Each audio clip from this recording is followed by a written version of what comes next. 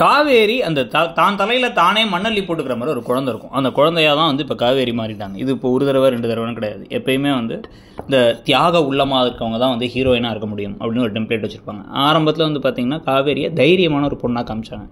இப்போ இந்த ஆஹா கல்யாணத்தில் ஐஸ்வர்யாலாம் இருக்காங்கல்ல, அந்த மாதிரி தான் முதல்ல வந்து எடுத்த உடனே காமிச்சாங்க. கெத்தாக இருப்பாங்க. அதே சமயத்தில் அவங்கள மாதிரி கூட வந்து எந்த ஒரு சுயநலமும் இல்லாமல் இவங்க வந்து ரொம்ப குடும்பத்துக்காக பார்ப்பாங்க. அதே சமயத்தில் ஒரு பிரச்சனையை ஃபேஸ் பண்ண தான் நினைப்பாங்க. இப்போ எப்போ பார்த்தாலும் மூக்கச்சிந்தியா நாக்கச்சிந்தியா அழுதுகிட்டே இருக்கிறத மட்டுமே ஒரு காட்சியாக வச்சுருக்காங்க இப்போ காவேரி.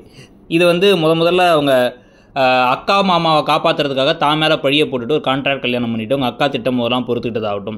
நிவின் யமுனா கல்யாணத்தில் யமுனாவுக்கு நல்லது செய்கிறேன் பேர் வழின்னு போயிட்டு யமுனா மாதிரி ஒரு கொஞ்சம் கூட வந்து மற்றவங்கள பற்றி யோசிக்காத ஒரு சுயநலமான ஜென்மத்துக்கு ஹெல்ப் பண்ணிவிட்டு அதில் வருத்தப்பட்டதாகட்டும். இப்போ வந்து பார்த்திங்க அப்படின்னா அது விஜய்க்காக வெண்ணிலாவை கூட்டன்ட்டு இப்போ வெண்ணிலா வந்து விஜய் அவங்க 2 பேர் பேசிகிட்டு இருக்காங்க அழுதுகிட்டு இருக்கதாகட்டும் பல விஷயங்கள் நடக்குது. இதுக்கு நடுவில் வந்து இன்னமும் வந்து நம்ம ஏற்கனவே பல தடவை சொல்லிட்டோம், புறா காலில் தான் வந்து இன்னும் லெட்டர் எழுதி தூது விடலை அப்படிங்கிற மாதிரி வந்து லெட்டர் எழுதி வச்சுட்டு போனாராமா விஜய். அதை கீழ்ச்சி போட்டாங்களாமா ராகினி. அதனால வந்து இவர் வந்து நம்மள்ட்ட சொல்லாமல் கொள்ளாமல் போயிட்டாரு, இவங்க அழுதுகிட்டு இருக்காங்களாமா.